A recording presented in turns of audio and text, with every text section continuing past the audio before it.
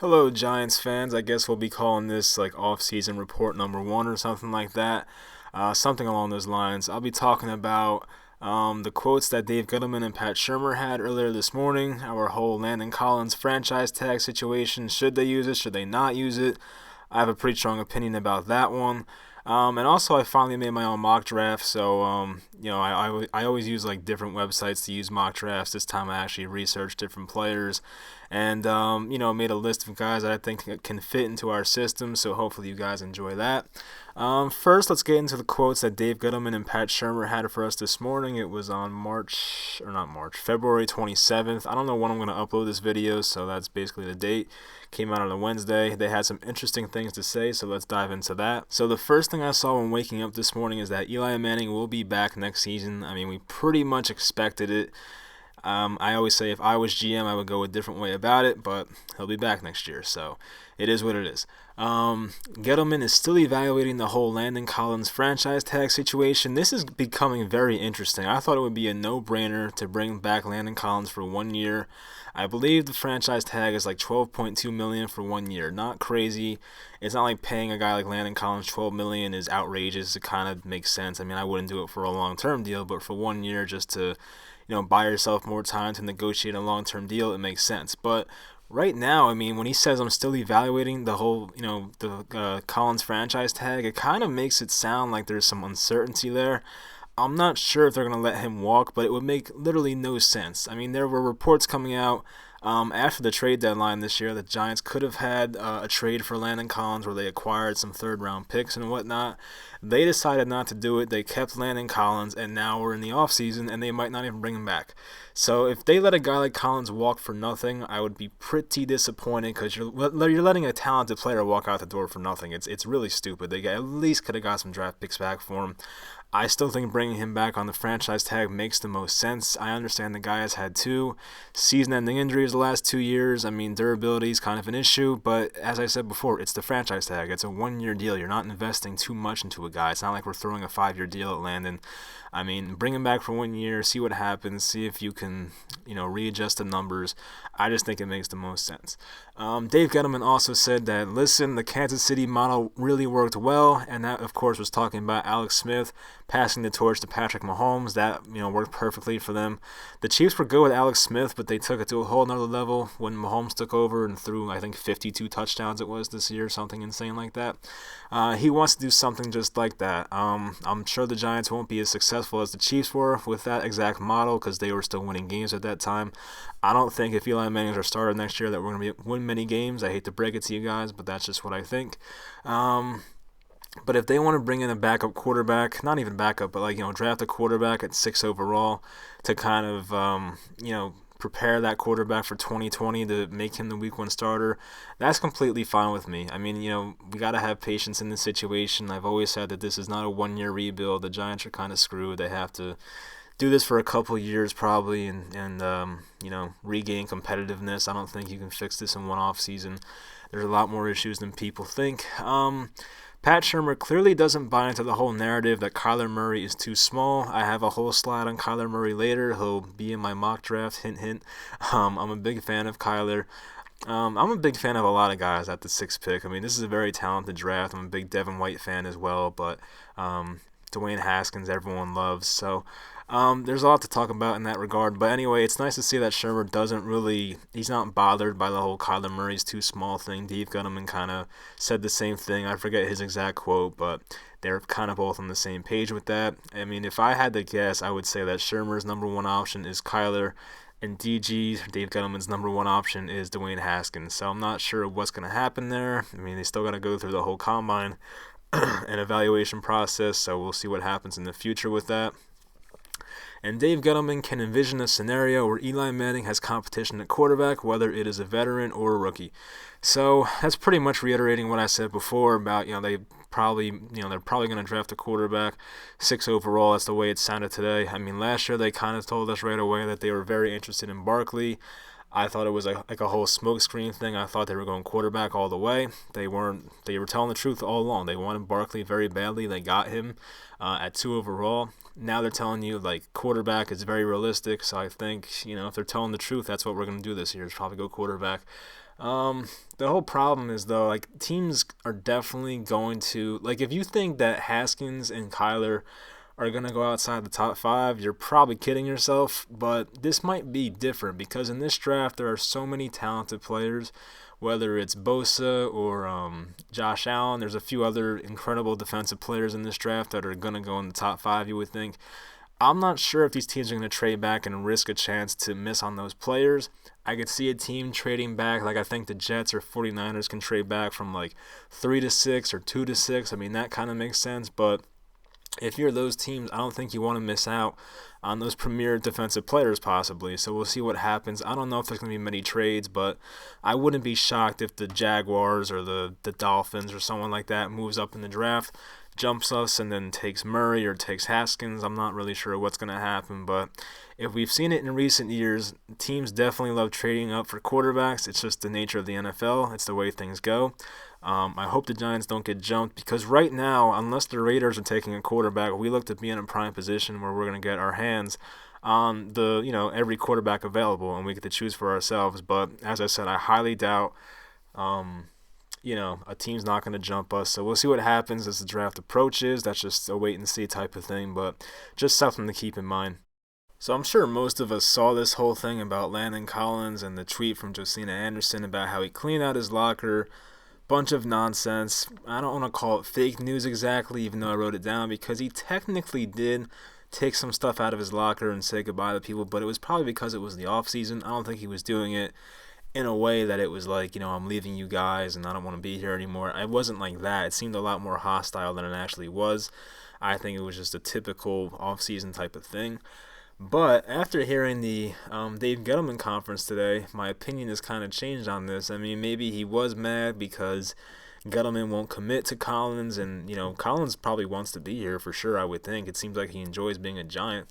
But when your general manager doesn't believe that you're worth the money you think you're worth, then there's going to be issues. I mean, Landon Collins is probably going to be asking for a lot of money, and so be it. You know what I mean? Like, he deserves it. Obviously has his coverage issues, but outside of that, he's a terrific safety. But he's still 25 years old, has room to grow, but right now it's just not looking good. And as I said before, I would just be so disappointed, and it would just drive me crazy if they let this guy go for nothing. It seems like a big mistake. I'm not saying if you let Landon Collins go, that's going to haunt the Giants forever, but why wouldn't you get assets for him? It doesn't make sense. Like, you might as well get what you can if you know a player is going to walk out the door. Like, if I'm Dave Gettleman and I'm at the trade deadline last year, I'm saying to myself, okay, am I going to sign Landon Collins or am I not? If you're unsure of it, you might as well trade the dude because, like, what is watching Landon Collins over the second half of the season in a lost season going to do for you? I mean, your team is, they were probably like 1-5 at the time of the trade deadline. What is watching Landon Collins going to do? It's not going to change your opinion, and you know who he is. So why wouldn't you try to trade him if you know you're not going to re-sign him in the offseason? It just makes no sense to me. I hope I'm wrong about all this, but right now it's kind of looking like that. I wouldn't be shocked at this point if they let him walk out the door. A week ago I was saying something different because, last week was a crazy week with Giants news. We had this whole thing. This came out on February 20th, so that's 8 days ago when I'm recording this. There was also some BS rumors about Russell Wilson's going to go to the Giants from Colin Cowherd because Sierra wants to live in New York. I personally don't believe in any of that stuff, but who knows? I mean, I'll take Russell Wilson. Shit, why not? But anyway, I wouldn't give up like 3 first-round picks for the guy, but if Russell Wilson wants to come over here for just 1 first-round pick, then, so be it. But I really don't know what to think of this whole Collins situation. It's going to be fascinating how the whole thing works out. I really hope they do franchise tag him, though. I really do, because, even if, as I said, I think it's going to be like $12.2 million to lock him up for 1 year, just 1 year. But, like, even if you don't, where is this other $12 million going? You know what I mean? It's not like the Giants are going to have, there's going to be free agents, obviously, but I don't know if the Giants have a plan to spend that money right now if they don't re-sign Collins. So it really just doesn't make exact sense to me, but I will see what happens. It's as I said, it's going to be very fascinating, and I do hope they re-sign him, but who knows what to expect at this point. Okay, mock draft time. I'm going to do my terrible Roger Goodell imitation right here. With the 6th pick in the NFL draft, the New York Giants select Kyler Murray, quarterback, Oklahoma. That wasn't very good. That's kind of what I expected, though. So, yeah, I changed my mind. I now want Kyler Murray. I literally change my mind about this every week about who I want, but this is it. I am standing pat. Kyler Murray's my guy. I did want Devin White, the linebacker from LSU. I still think he's a terrific player. He's going to be really good. He's a freak of nature as well. There was a time where I wanted Dwayne Haskins, but now I have decided that Kyler Murray is the one I want. He is the one I want. I bought too much into the narrative, as most people do, is that the guy is too small to play in the NFL. But I've watched pretty much a lot of his tape. Like, I don't want to say I've watched every pass of his this season, but I've probably watched more than half of his throws this year.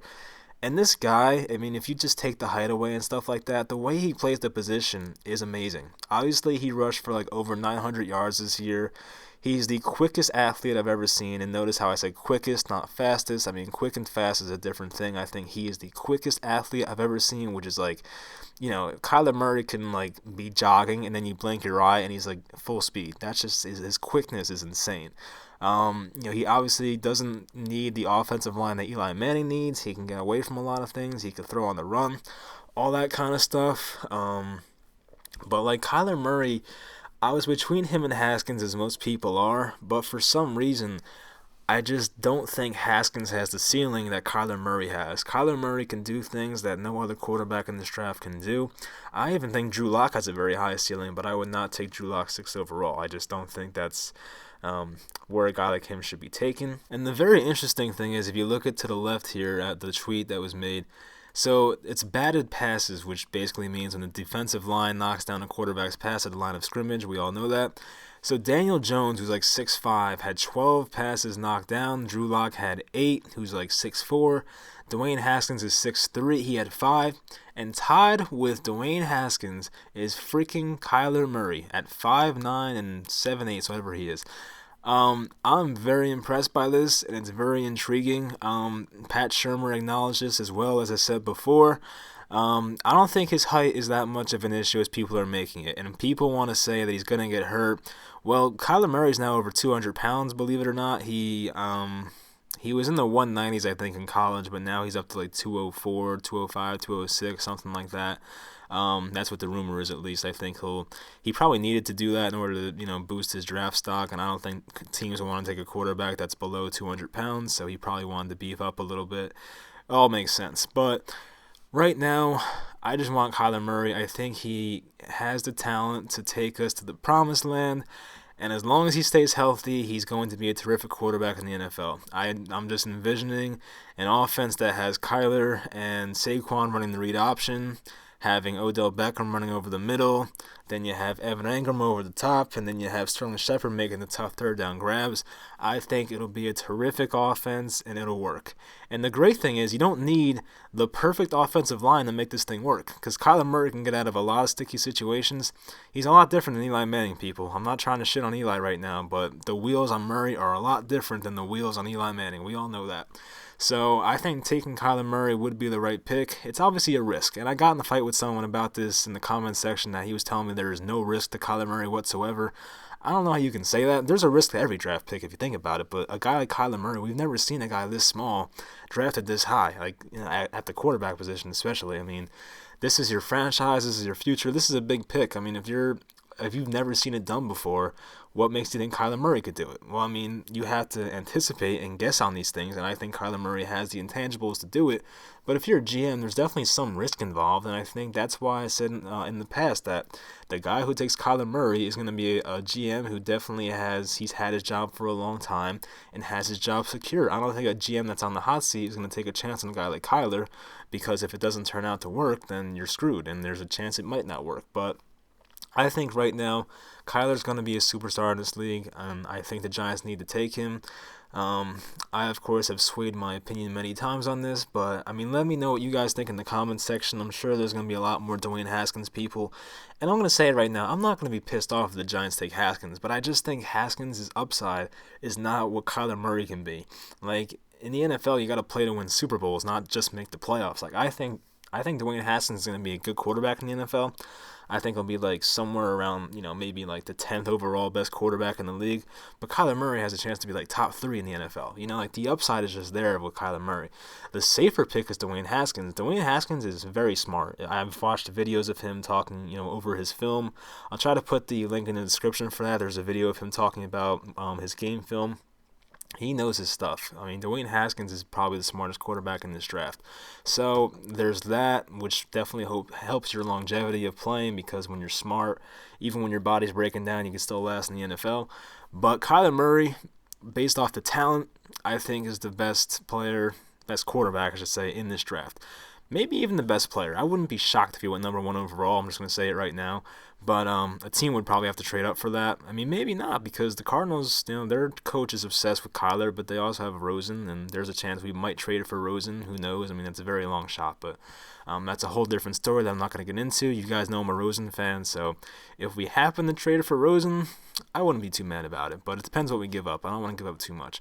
So Kyler Murray is my number 6 overall pick, round 1. In the second round, pick number 37 is going to be Oshane Ximines. I don't know who else has a name like this, like the initials OX. It's kind of insane, like if you think about it. But a defensive end, Old Dominion. I haven't watched a crazy amount of him, not going to lie. It's not like I've watched every snap of this player. I haven't watched every snap of any of these players, to be honest with you. I don't have that kind of time. I wish I did, though. That'd be cool. But he's the kind of guy that can get to the quarterback. I understand Old Dominion, they don't have the best competition level out there, but he was dominant when he played. I'll put his video highlights when I'm talking over this, so right now I can't watch him, but you guys can watch him at least. Had 12 sacks and then 7.5 the previous 2 seasons. He's the kind of guy that just has a high motor. He can get to the quarterback, and that's what this team needs. I'm trying to address what the team needs. I understand me and Dave Gettleman don't have similar philosophies when it's drafting players. Dave Gettleman wants the best player available. But when you're doing a mock draft, you don't know who the best player available is going to be. You kind of just have to take a guess and say, what does your team need? What makes the most sense? And I think the most sense is taking the best pass rusher available.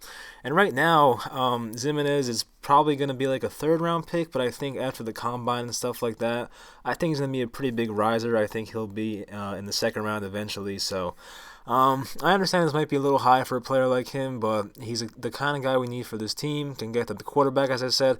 I'm all for taking the best pass rusher round 2, whether it's Ximines or whoever it is. So I hope they do that. I was between him and Andre Dillard, if that's how you pronounce his name, left tackle, I believe he was. He was a good player as well, but I just think the thing we need right now the most is an edge rusher, as well as quarterback, which I already addressed, but I think taking an edge rusher is a pretty big need for this team. You need a guy opposite of Olivier Vernon. And even if OV leaves, then you need a pass rusher for sure. So then, you take Ximines, and hopefully he could fill in for some of OV's lost production. And we'll see what happens with that. So from round 2 to round 4, remember we don't have a 3rd-round pick currently because of the Sam Beal pick. So right now I'm going to go with Austin Bryant, an edge rusher from Clemson. And he was basically a victim of playing on a good team. This kind of happened with B.J. Hill, we saw. He played with Bradley Chubb. I almost said Nick Chubb. I always get them confused. He played with Bradley Chubb, NC State, and he kind of overshadowed what B.J. Hill did. But as Giants fans realize, B.J. Hill's a pretty damn good player. And I think we can find the same kind of thing with Austin Bryant. As I said, I haven't watched a ton of him, but from what I see, definitely an NFL player, can get to the quarterback, something we need. I just want defensive playmakers. That's really a big thing that I'm going for in this draft. You need guys that can make plays on this defense, and it's just, the defense for the Giants has not been good. Well, they did have that one good year, but, for the majority of the last 7-8 years, it has not been good. We really need to fix that. Bring in guys that are freakishly athletic and fast and stuff like that. So bringing in a guy like Austin Bryant, I don't think it's the worst move in the world. He's a guy, as I said, he got overshadowed, and hopefully he's a hidden talent that we can take advantage of. So he's said to go in the 3rd or 4th round. Hopefully he'll still be around at pick 108. And, if they go back-to-back pass rushers in the real draft, I'm totally cool with that. As I said, I think we need to address that position. Getting to the passer wins games in the NFL, and it's something we lack for sure. I think we were like 2nd last in sacks this year, so it's embarrassing. We need to work on that. Whether they get it through free agency or through the draft, they need to work on it. And I think taking 2 pass rushers, not the worst idea. And later in the 4th round, a lot of people are assuming we signed Darrell Williams, who's the right tackle for the Panthers. I say we draft a backup right tackle and take Dennis Daly. You can never have too many offensive linemen. Dave Gettleman says it himself. 6'6", 324 pounds. He's an inconsistent player, but a lot of scouts like what they see from him. They say he's frustrating to scout because of the competition he plays against, but overall, even some from the game film I watched, he wasn't that bad of a prospect. I think they can make him into something. So I really don't care which. Obviously I care, but I just want them to take some kind of offensive lineman within the first 4 rounds. I think that makes the most sense. Last year it was kind of underwhelming. We expected them to take multiple offensive linemen. I think they only took one, if I remember correctly, Will Hernandez. That whole Kyle Aletta pick was stupid. But I think they only took one offensive lineman last year. So hopefully they take a couple more this year. Shore up that offensive line, which always seems to be an issue for us Giants fans. And, we always make excuses about our offensive line being terrible, which I don't think it was terrible last year. It was below average, but I think bringing in extra bodies and bringing in a young player, a promising player, definitely will help. So bring in Dennis Daly, and we'll see who he competes with, and maybe he'll even start for this team next season. So we'll see what happens. In round 5, 142 overall, focus back on the defense. Kendall Sheffield, who is a cornerback for Ohio State. Many believe that he will be a slot corner in the NFL because of his size. The thing is, though, he is very, very fast, one of the fastest prospects in this draft, and watching his game film, he's a very skilled corner as well. He's not just a speedster. He can do many things at the quarterback position. He's 5'11", 187, reportedly runs a 40-yard dash in 4.3 seconds. If he can get somewhere in the 4.2s during the combine, he'll definitely shoot up, and I don't even think he'll be a 5th-round pick anymore. But right now, he's slated as a possible 5th-round pick somewhere in that area, so hopefully he'll be around. I'm actually very intrigued by him. I really do hope the Giants take a shot on him. The Giants are obviously not shy with taking Ohio State players. We just took a cornerback from Ohio State a few years ago in the 1st round. Not going to say his name, but but Kendall Sheffield, definitely a promising player. Hopefully he has a better attitude than the last Ohio State corner we drafted. And if we get him, I'd be very excited. So once again, got to shore up the defense. And, people talk about Grant Haley, who's probably going to be a part of this team next year. I made a video about him. If you want to go watch it, go ahead. He did have some bright moments for this team, but he's obviously inconsistent. And I'm not saying Kendall Sheffield's any better right now, but it's always good to bring in competition. Gettleman said it himself. It's always good to have competition because guys get lazy. So bring in Sheffield, compete for that slot corner spot, and just see what happens during camp. So the Giants have back-to-back picks. That was 142. This is 143. A safety, he was a cornerback, converted safety, Sheldrick Redwine from Miami. In 2017, he was converted. This is the kind of player the Giants need. He's definitely a ball hawk type of safety, the kind of guy that can locate the ball. And I'm assuming this is with Landon Collins on the team, so that's kind of why I made this pick. So if they have a guy like Collins, who obviously is great covering, not covering the running backs, but playing in the box and stopping the running back, stuff like that, blitzing the quarterback, have a guy like Redwine in the secondary, just locating the ball and making plays. We had a guy named Curtis Riley play that position last year. It did not go very well. That guy did not know anything about angles, didn't know anything about intercepting the ball, and we, as Giant fans, know that Curtis Riley should not be here next year and probably will not be here next year. So bringing a guy like Redwine, I do want them to sign a safety in free agency, which I think they will. Everyone talks about Adrian Amos, or Almos, however you pronounce it. Some people have dreams about Earl Thomas. I don't see that happening. He'll probably end up being a Cowboy. Hate to break it to you, but I think bringing a guy like Redwine, who definitely is a playmaker, after watching his highlights, he makes plays for sure. Seems to be the guy who's in the right place at the right time.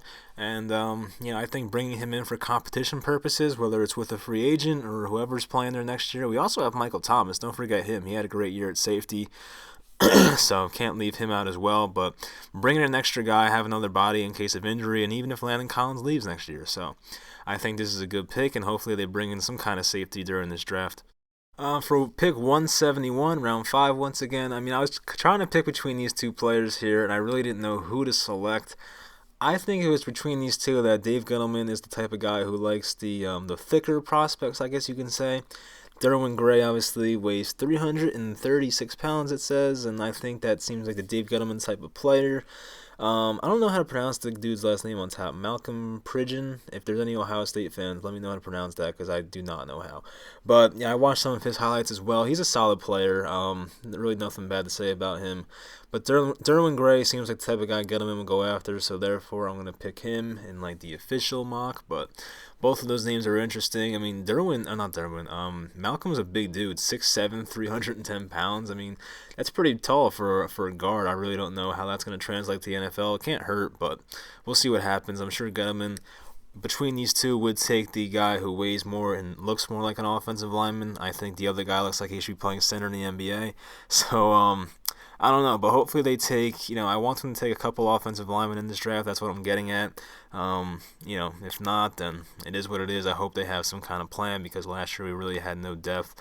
Once they benched Eric Flowers, you had backup of Chad Wheeler. And I mean, it's great they benched Eric Flowers and whatnot. And Patrick Omame eventually got benched and cut, but they really didn't have many great backups. And then luckily Jamon Brown got dropped by the Rams, and that was their fill-in player, but they really didn't have many plans behind these players, and I hope they, address offensive line in the draft, and they have a lot of draft picks this year, so I hope they take some offensive linemen to shore up that position even more. So in round 6, I mean, this is the last pick I'm making because, we do have a couple 7th-round picks as well, but at that point, it's just a crapshoot. I really don't think, there's a point of doing a 7th round in a mock draft, but that's Dave Gettleman's issue, not mine. So I want them to take a big receiver in this draft, and Ventel Bryant, wide receiver from Temple. Seems like a decent option for us. He did have injury issues, and maybe that'll hurt his draft stock, but maybe that'll be a good thing for us because if he stays healthy in the NFL, it could end up being a steal. I watched some of his plays. He's definitely the kind of guy that can go up and get the ball. That's what I was looking for. Eli Manning, especially if he's the starter next year, likes his big receivers. We know how he works with Plaxico Burress and stuff like that. Ramsey's Barden, LOL, JK. But he likes the big receivers for sure. Eli Manning always likes throwing to his tight ends, and having a big receiver on the outside definitely can't hurt. So drafting a guy like him would be a good idea. So right now you obviously have Odell, you have Sterling Shepard, and fans want to bring back Corey Coleman. I do as well, but I don't know what Corey Coleman is as a receiver. He did make some nice catches for us, but he's not consistent. Cody Latimer is a player I enjoy. I mean, in the video I made, I said I wanted him gone, and a lot of people criticized me for it. They were like, yeah, I like the video, but the whole Cody Latimer part, that was stupid. I understand where people are coming from with that, but Cody Latimer never stays healthy. I mean, he's never played a full season, I don't think. I mean, he plays 12 games, 6 games, 4 games, 12 games. That's just like every year this happens. But if he can stay healthy, then fine. Latimer could be our 3, but I just don't expect it to happen. Therefore, I want them to pick a big third receiver in this draft. Ventel Bryant seems like a decent player for that. I'll put his highlights in here as well so you guys can see what I'm talking about, but I think a player like him in the 6th round can't go wrong, so why not make that pick? So lastly, we got some questions, and some of you actually did answer and gave me some questions, so that's cool. Shout out to you guys for that. So Jason Wright asks, if next year there are better quarterbacks, prospects, then why not draft offensive line and pass rushers this year? Well, I think, as Dave Gettleman said, you really can't look towards next year. I understand next year's quarterback class is stacked, and we all know that. But as he said, you never know what's going to happen. And I think, people need to understand that right now we're in a good spot. We're in the 6th position in the draft. Who knows what's going to happen next year? If the Giants go 9-7 next year and miss the playoffs, God forbid, and they're picking 15th or 14th or 16th, 17th, no, they'd be higher actually. They'd be in the 20s. But, let's say that happens, then you're not going to get any of those top line quarterbacks at the 20th spot. You know what I mean? You kind of have to go year by year with the whole draft thing. I mean, I understand what you're saying, but I think right now you just have to go year by year. I do like some of the draft quarterback prospects we have this year in the draft. I really wanted Herbert from Oregon, but unfortunately he went back to school, which is a decision I'll never understand. But anyway, it happened, and now we just got to focus on who we got. Dwayne Haskins and Kyler Murray are fine prospects. They may not be as good as Tua and the dude from Clemson, he can't even come out yet, but Jake Fromm as well. Herbert, as I said, there's a few guys next year who are going to be, possibly the top 3 picks in the draft, so we'll see what happens there. But look, I'm not going to be mad if the Giants go pass rusher. People want the pass rusher from Clemson. What's his name? Clelin Ferrell or something like that. They want him. Heard some other names thrown out there. Devin White, as I said before. Offensive line, there's a few offensive tackles they can take at the 6th pick. So who knows what's going to happen, but I wouldn't be disappointed if they take a quarterback. I think it makes sense. No point in waiting. Eli Manning is not the answer. Hate to break it to you guys. He's not the answer. So I think we've seen Eli's best days behind him. So I think taking a quarterback this year makes a lot of sense. Next question from Jeffrey Abbey. Who are you a fan of in next year's QB class? Tua, Fromm, or Herbert? Those guys are much better than Haskins, Murray, Locke, or Jones. While I do agree with that, as I said before, I'm pretty intrigued with Haskins and Murray. Drew Lock, I wouldn't go crazy if the Giants took Drew Lock, as crazy as that sounds. But watching Drew Lock, and I watched a lot of Drew Lock, believe it or not, he's not that bad of a prospect. He obviously has some issues with anticipation and throwing the ball where it needs to be at times. That guy has a crazy arm. He's more athletic than people give him credit for, but Daniel Jones I legit have no interest in, and knowing the Giants will probably take him because he's tall and white. That's what the Giants do. But if they took a quarterback next year, though, that'd be awesome. I mean, it just depends on where you're going to be in the draft. That's what I said last time. You don't know where you're going to be. If you guarantee him the Giants go 2-14 next year, then yeah, take a quarterback next year. But I don't think as fans we want to go 2-14. We're not going to tank like the New York Knicks out here trying to get Zion Williamson. We're not going to tank to try and get Tua Tagovailoa. It just doesn't make any sense. Also, fun fact, I have actually played Fortnite with Tua. I don't think I've ever said this on the channel before, but my brother is a big Fortnite player. I mean, I don't know, in terms of big what that means, but he has 70,000 followers maybe now. And Tua actually DM'd him, and also Juju Smith-Schuster DM'd him as well. So I've played Fortnite with Juju and Tua in separate games, which is crazy to think about. But they were cool dudes. It was awesome.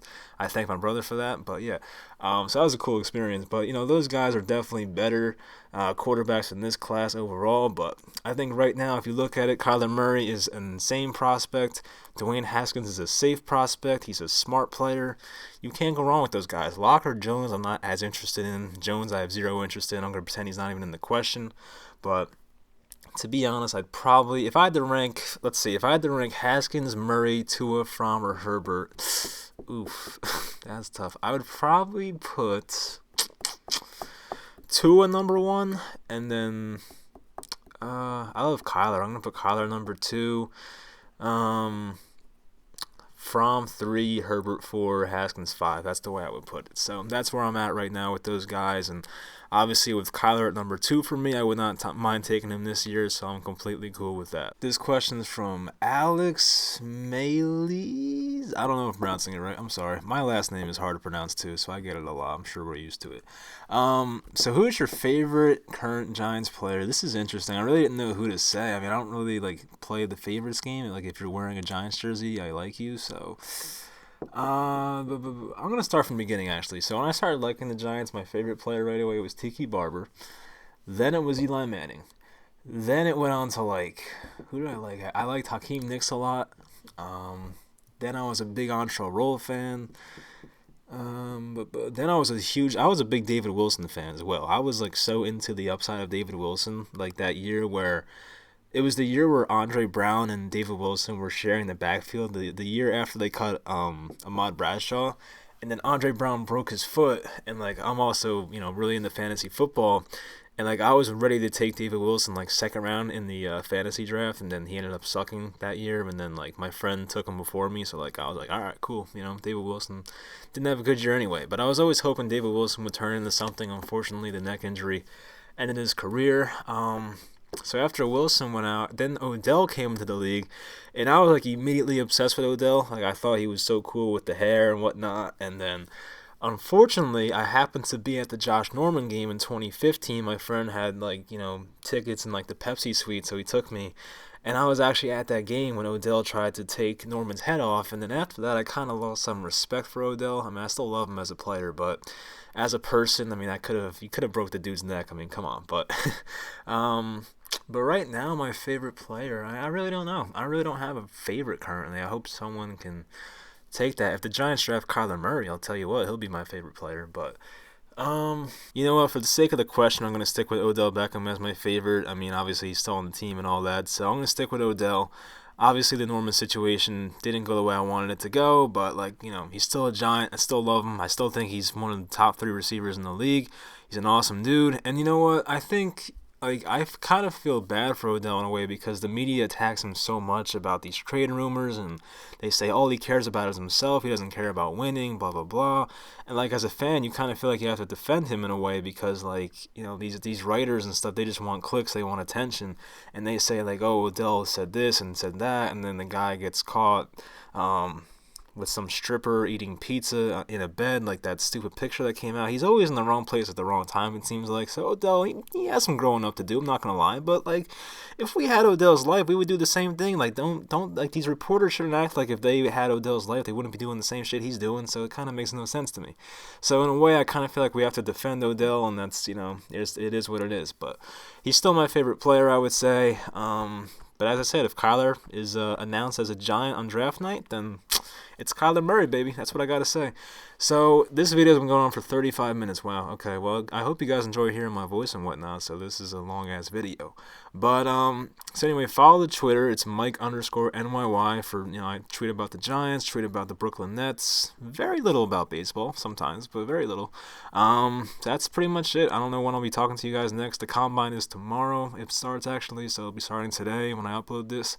I don't know when I'm going to be doing a video, probably before the draft, and, the latest buzz will come out, I'm sure. I think the Landon Collins decision has to come by, like, March 5th or something, so we'll know about Landon Collins' franchise tag situation, so there will be a lot to talk about, so I'll talk to you guys after that, and thanks for watching.